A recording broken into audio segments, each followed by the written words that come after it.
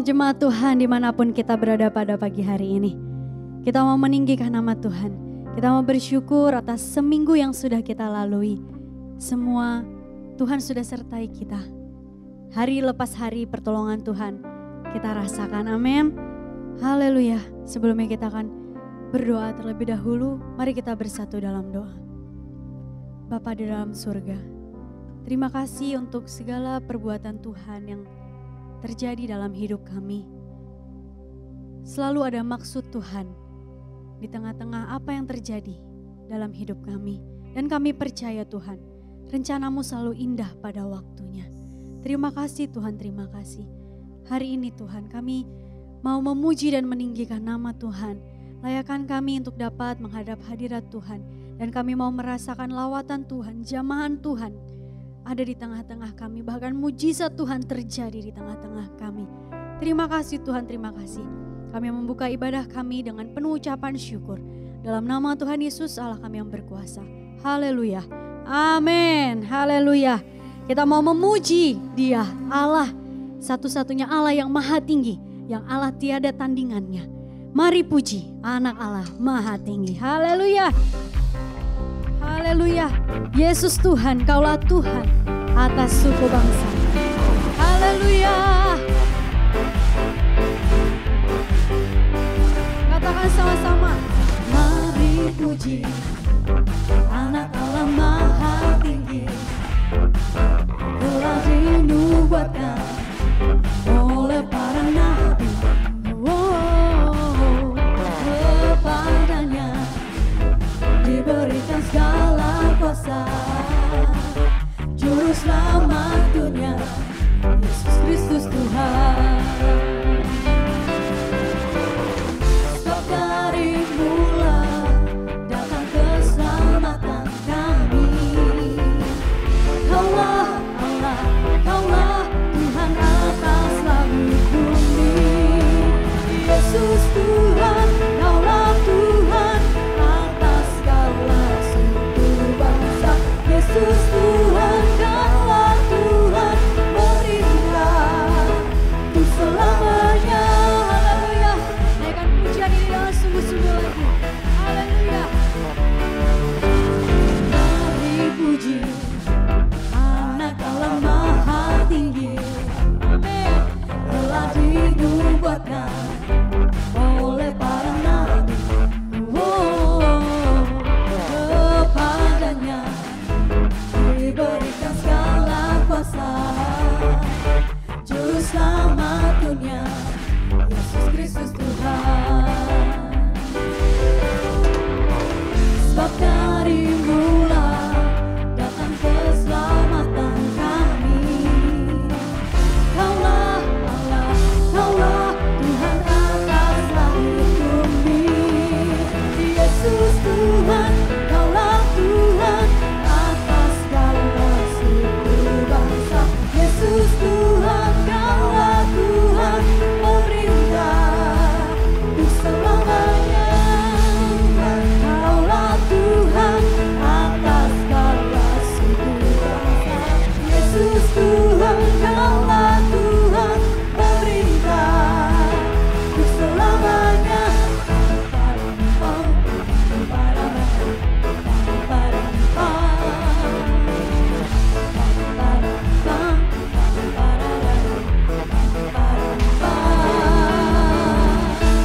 Haleluya, haleluya.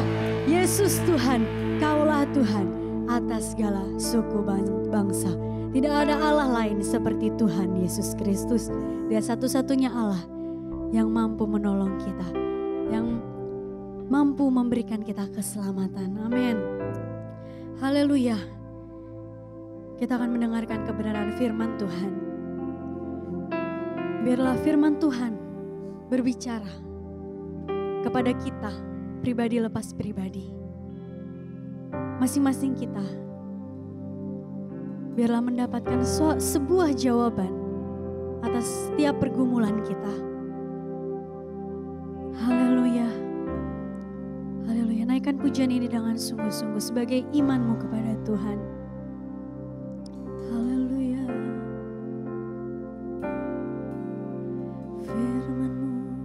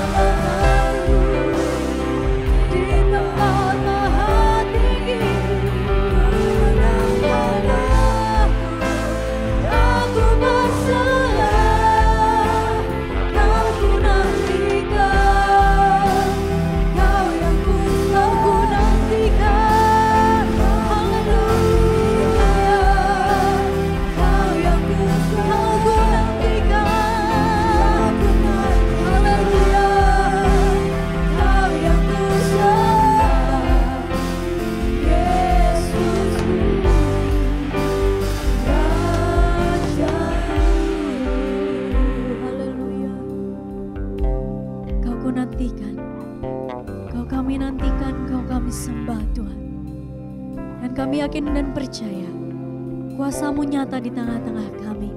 Pertolongan-Mu nyata di tengah-tengah kami Tuhan. Haleluya. Kami siap mendengarkan kebenaran firman Tuhan. Berbicaralah kepada setiap kami dan kami siap untuk mendengarnya. Terima kasih Tuhan, terima kasih. Kami sambut kebenaran firman Tuhan di dalam nama Tuhan Yesus Kristus, Allah kami yang hidup. Haleluya. Amin. Shalom, Bapak, Ibu, dan saudara-saudari sekalian yang dikasihi oleh Tuhan Yesus.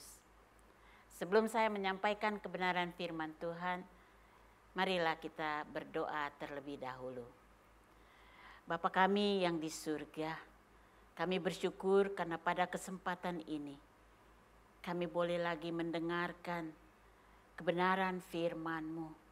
Tuhan, ungkapkanlah isi hati-Mu kepada kami pada pagi hari ini. Kami mau mendengarnya dan kami juga mau melakukan apa yang Tuhan mau kami lakukan.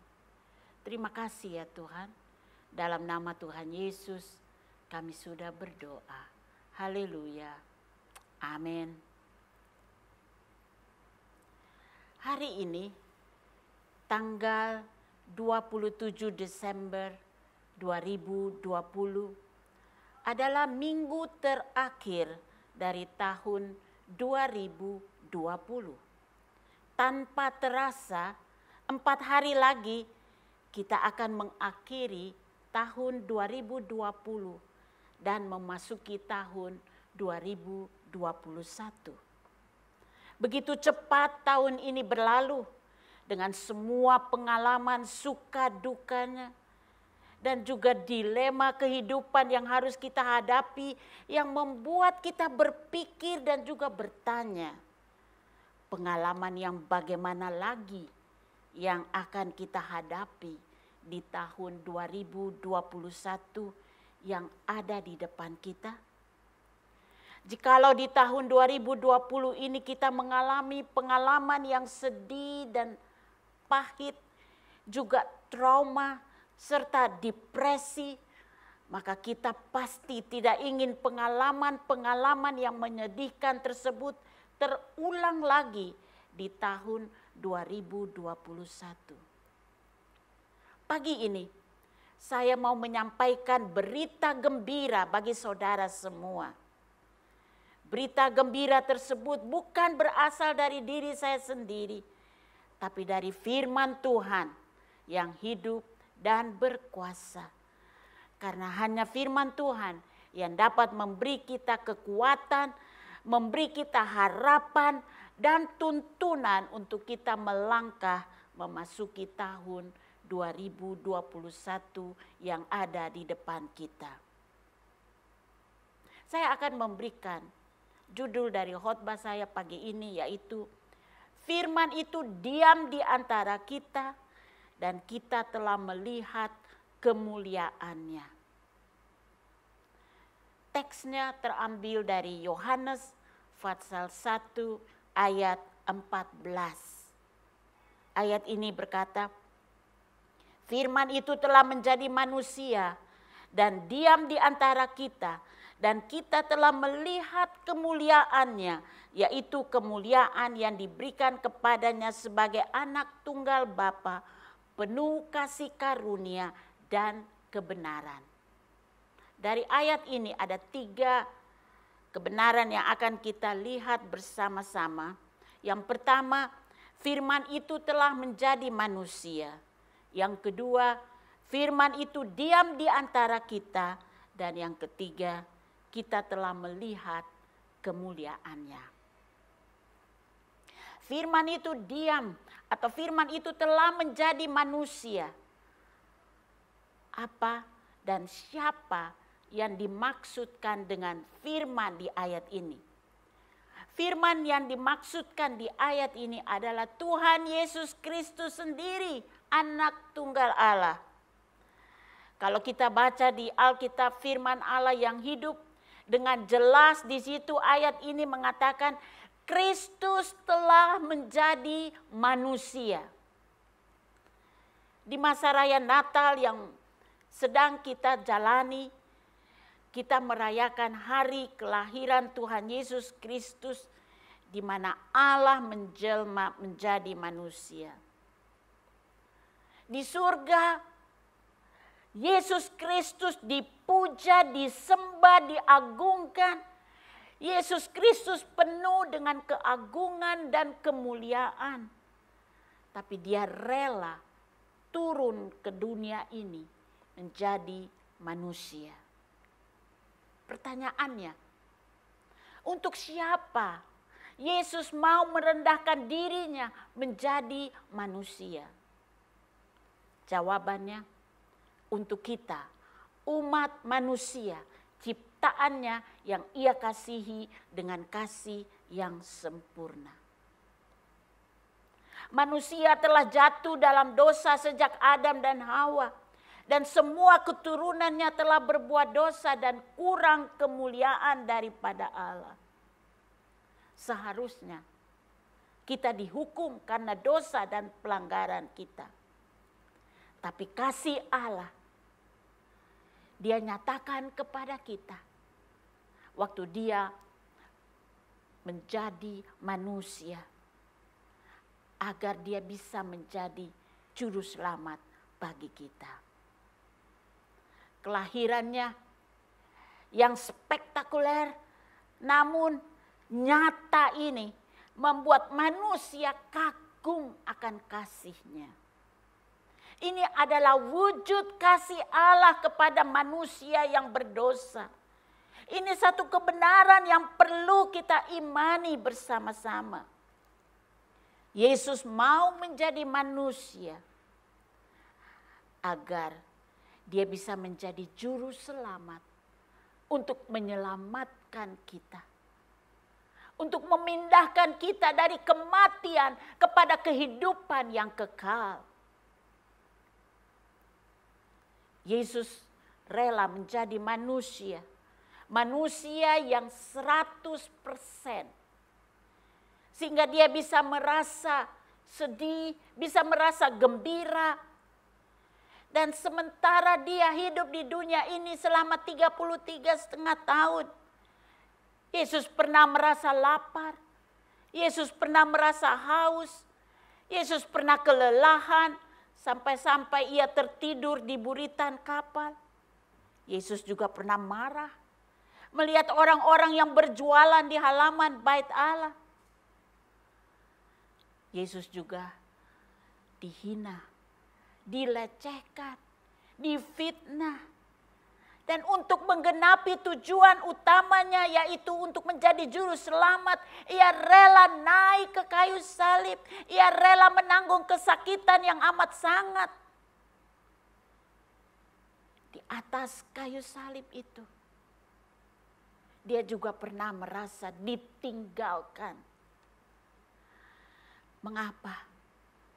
Karena waktu Dia tergantung di kayu salib, Dia berseru dengan suara yang nyaring. Dia mengatakan, Eloi, Eloi, lama sabachthani, yang berarti, Allahku, Allahku, mengapa Engkau meninggalkan aku?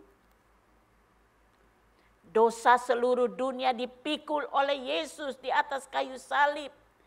Dan karena kesucian Allah membuat Allah harus memalingkan wajahnya dari anaknya yang Ia kasihi. Dengan rela, Yesus menanggung semua penderitaan itu agar kita bisa diselamatkan. Gambaran dari penderitaan Yesus di kayu salib dapat saudara juga baca dalam Yesaya pasal 53 ayat 3 sampai 5. Jadi intinya Yesus menjadi manusia agar bisa menjadi juru selamat dan penyembuh bagi kita yang percaya kepadanya.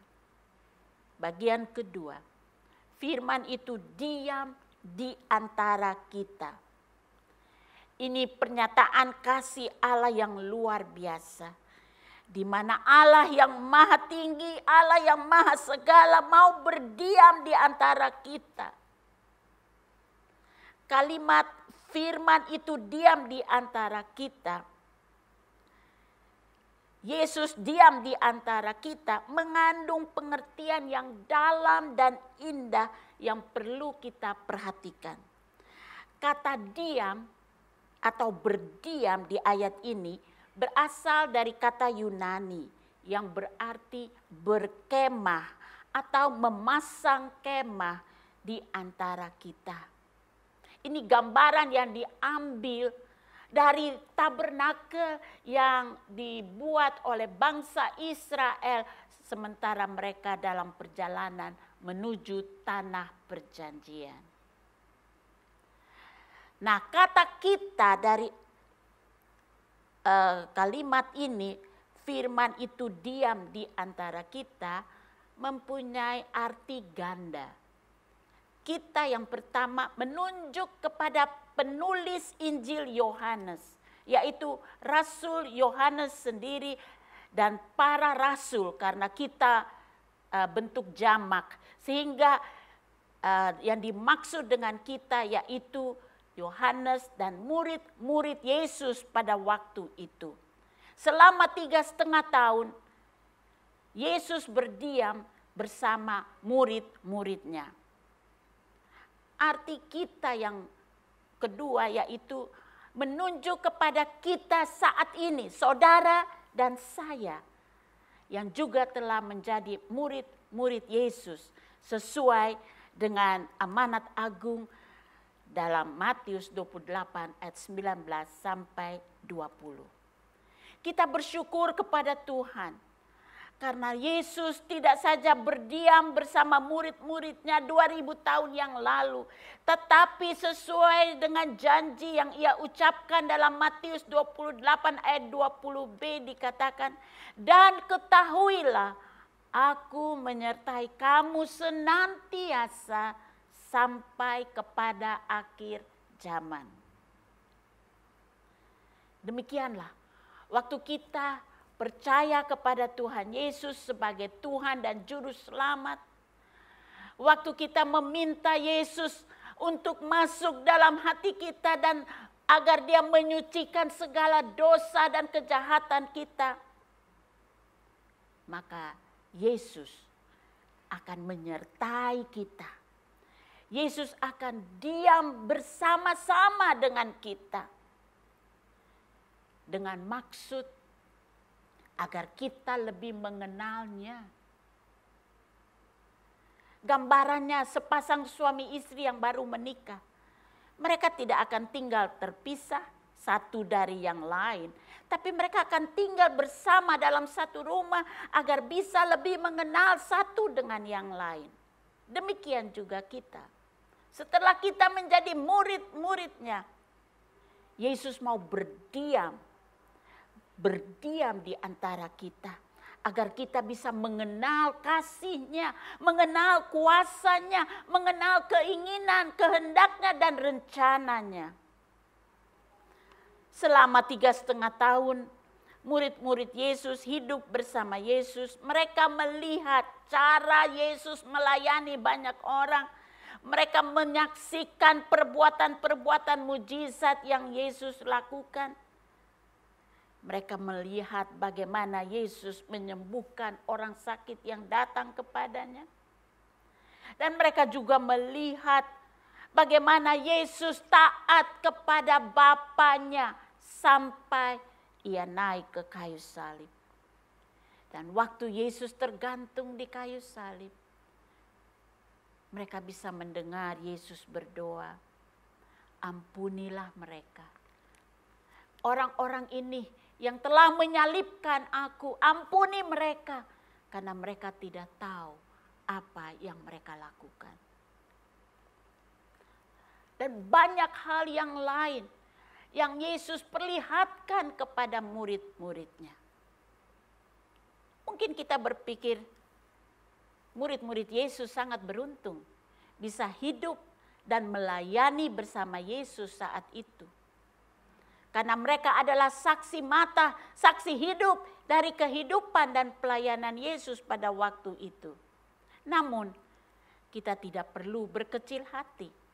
Karena sesuai janji yang ia ucapkan di Matius 28 ayat 20 bahwa ia akan menyertai kamu senantiasa sampai kesudahan alam.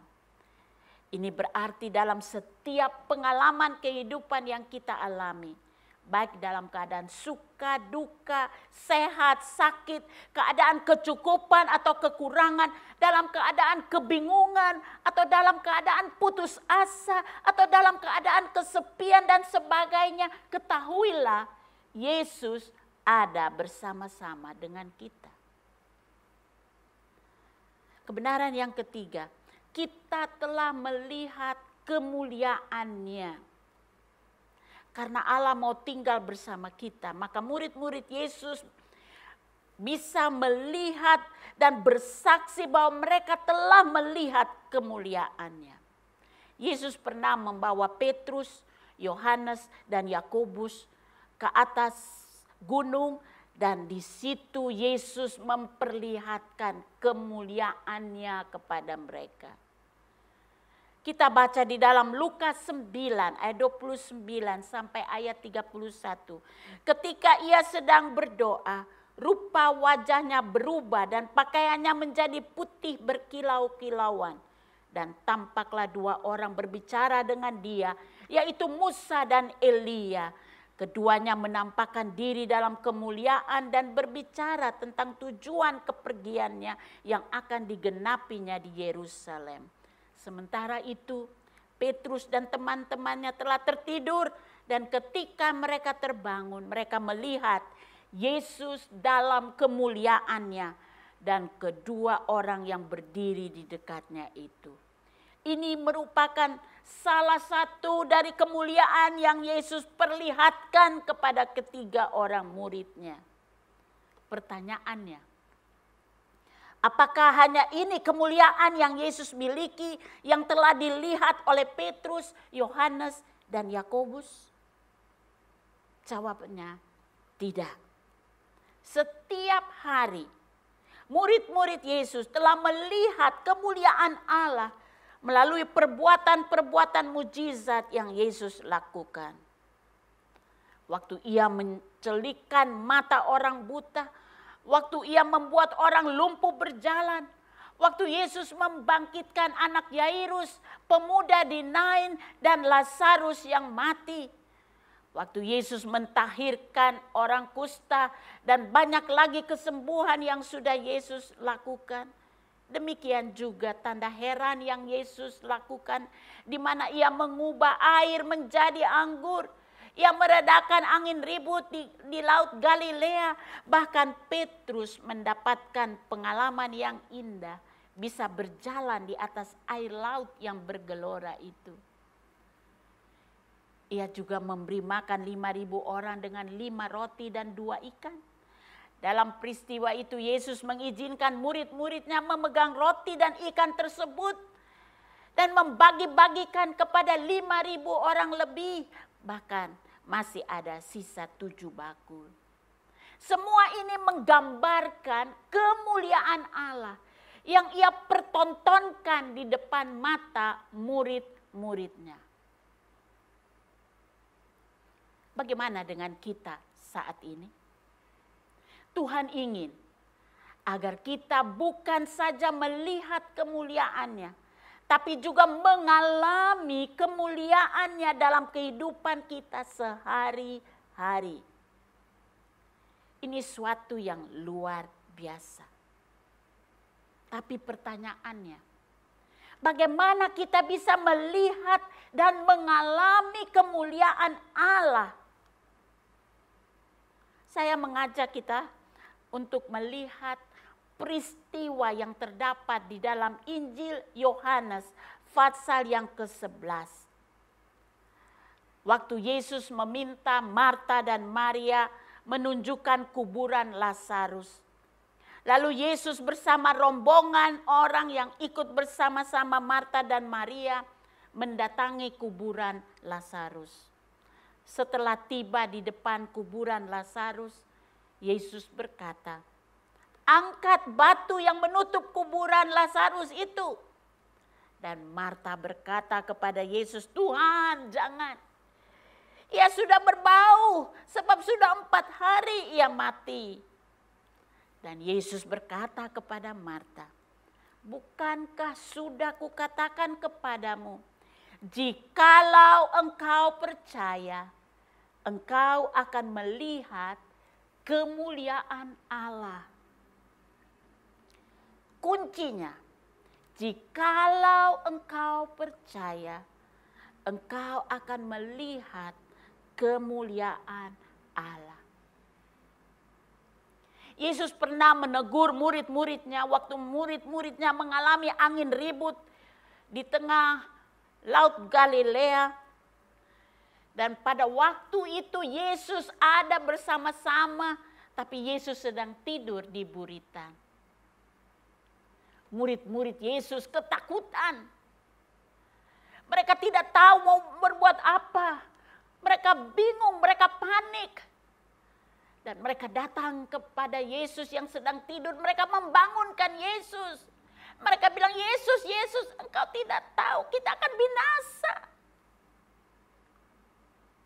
Yesus bangun dan menghardik ombak dan angin itu untuk diam. Dan setelah angin ribut dan ombak teduh, Yesus berkata kepada murid-muridnya dalam Markus 4 ayat 40, "Mengapa kamu begitu takut? Mengapa kamu tidak percaya?" Di sini Tuhan ingin jikalau saudara dan saya mau melihat dan mengalami kemuliaan Allah dalam hidup ini, marilah kita mau percaya. Kita mau menggunakan iman kita untuk terus percaya walaupun di mata kita kelihatannya semua mustahil. Tapi iman itu akan membuat kita menyaksikan kemuliaan Allah. Keselamatan yang kita peroleh karena kita percaya. Amin. Bahwa Yesus adalah juru selamat satu-satunya. Dan waktu kita membuka hati kita dan minta Yesus masuk dalam hati kita, maka disitulah kita mengalami keselamatan dari Allah. Begitu juga dengan hal-hal yang lain. Allah ingin, Yesus ingin agar kita mengalami kemuliaan Allah dari hari ke hari. Jangan berpikir bahwa kemuliaan Allah hanya dinyatakan pada waktu Yesus berada dengan murid-muridnya. Tapi saat ini juga Yesus mau menyatakan kemuliaannya kepada saudara dan kepada saya. Kalau kita membaca teks kita tadi di Yohanes 1 ayat 14 bagian terakhir, di situ dikatakan, "Dan kita telah melihat kemuliaannya," yaitu kemuliaan yang diberikan kepadanya sebagai anak tunggal Bapa, penuh kasih karunia dan kebenaran. Nah, ini indah sekali. Karena ini merupakan bonus dari Yesus untuk kita, yaitu kemuliaan yang Ia nyatakan kepada kita penuh dengan kasih karunia atau anugerah dan kebenaran.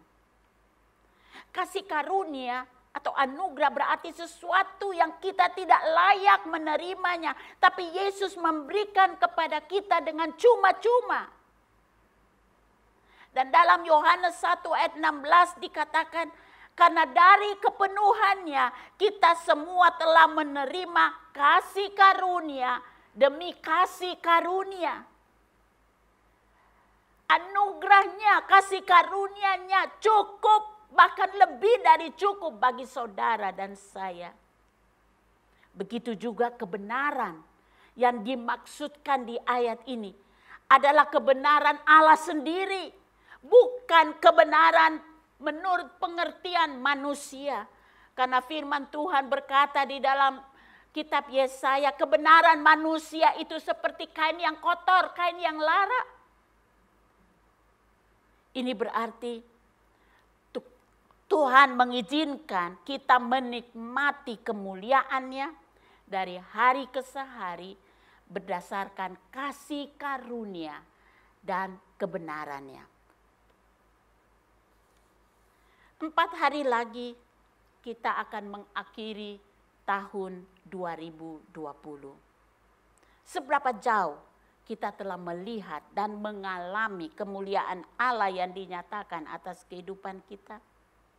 Mungkin saudara berkata, tahun 2020 penuh dengan gejolak-gejolak, bahkan kejutan-kejutan yang tidak kita harapkan. Sampai di penghujung tahun 2020 ini kita masih merasa gamang. Tidak mengerti dengan semua yang terjadi di sekitar kita. Bahkan yang kita alami di tengah-tengah keluarga kita. Mungkin ada di antara Bapak, Ibu, Saudara-saudara yang menyaksikan acara ini bertanya, di mana kemuliaan Allah yang ingin Ia nyatakan, yang ingin kita alami?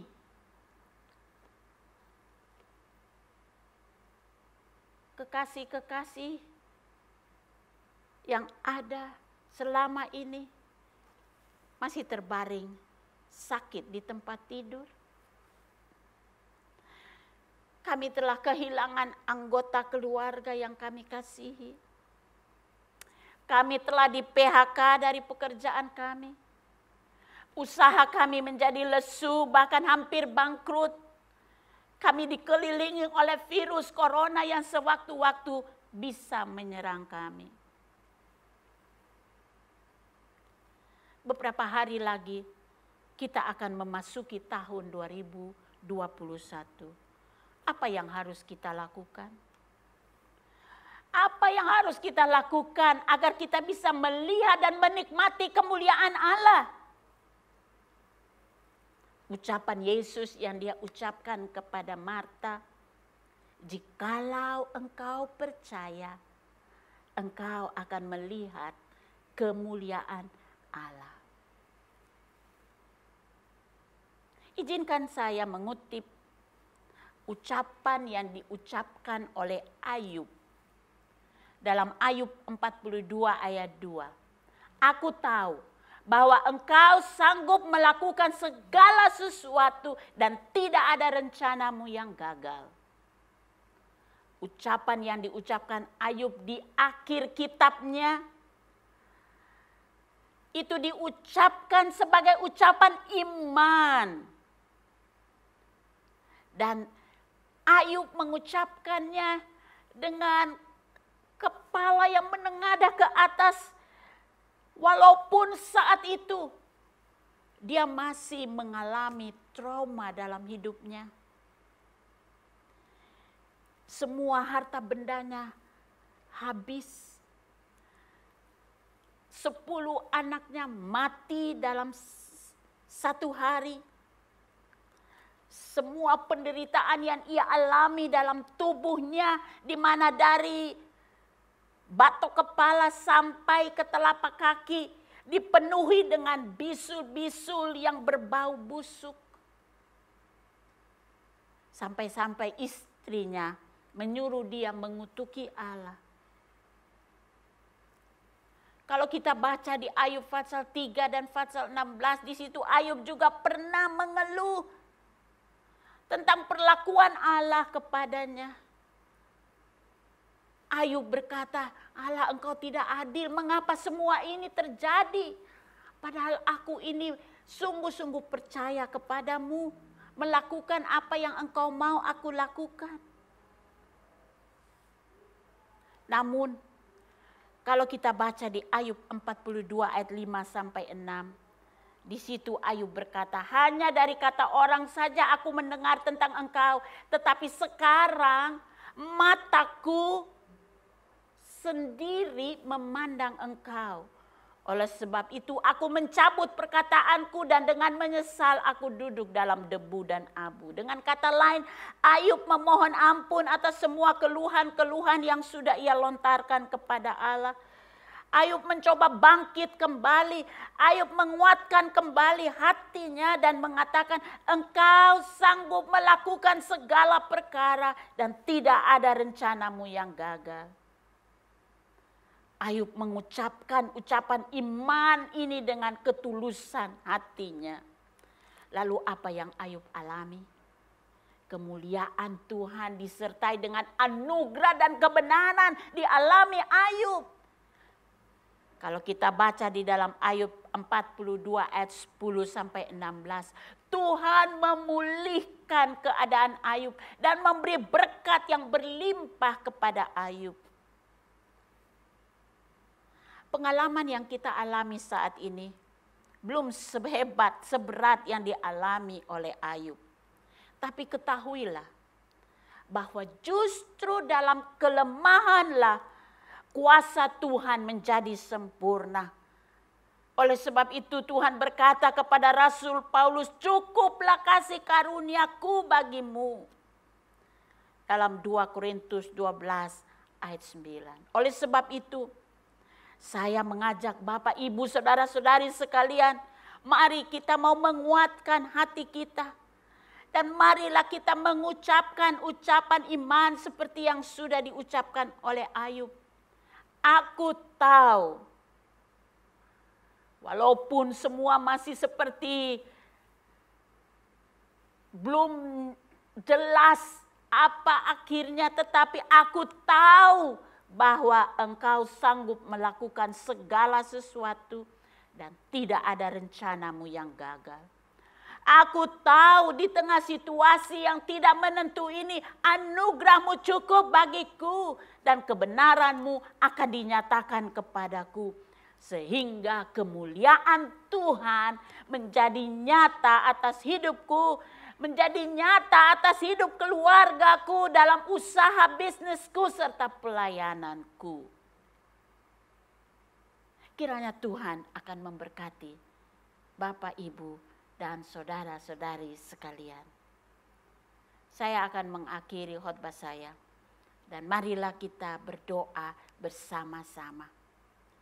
Jikalau saudara sedang berada di dalam keadaan yang putus asa, dan saudara sedang menanti-nantikan agar Allah menyatakan kemuliaannya kepada saudara, marilah kita mau berdoa bersama-sama agar Tuhan menyatakan kemuliaannya atas kehidupan kita, atas keluarga kita, usaha bisnis kita, dan pelayanan kita. Mari kita berdoa. Bapa kami yang di surga, kami berterima kasih karena firman-Mu dengan jelas mengatakan Engkau telah menjadi manusia. Engkau mau tinggal bersama-sama dengan kami. Dan Engkau mau agar kami menikmati kemuliaan-Mu. Tuhan, Engkau lihat ada di antara saudara-saudari, Bapak, Ibu yang sedang menonton acara ini. Mereka sedang dalam keadaan yang bingung. Mereka sedang berada dalam keadaan yang depresi mungkin. Apa yang akan terjadi nanti di tahun 2021? Tuhan, kami mau menguatkan hati kami saat ini. Mengetahui bahwa Engkau hidup dan Engkau ada bersama-sama dengan kami. Engkau tidak pernah meninggalkan kami sendirian. Engkau berjanji Engkau akan menyertai kami sampai akhir zaman. Dan dalam penyertaan-Mu yang begitu indah, Engkau akan memperlihatkan kemuliaan-Mu demi kemuliaan-Mu bagi kami. Tuhan, kami mau percaya seperti Ayub. Kami mau katakan seperti Ayub bahwa Engkau sanggup melakukan segala perkara. Dan tidak ada rencanamu yang gagal. Terima kasih ya Tuhan. Inilah pernyataan iman kami. Dan kiranya Engkau menilik hati kami. Dan nyatakanlah kemuliaan-Mu bagi kami, bagi keluarga kami, bagi usaha bisnis kami, bagi pelayanan kami, bagi studi kami. Kami mau melihat dan menyaksikan serta mengalami kemuliaan Allah dalam kehidupan kami. Terima kasih Tuhan. Dalam nama Tuhan Yesus kami sudah berdoa. Haleluya. Amin. Tuhan memberkati Bapak, Ibu, dan saudara-saudari sekalian.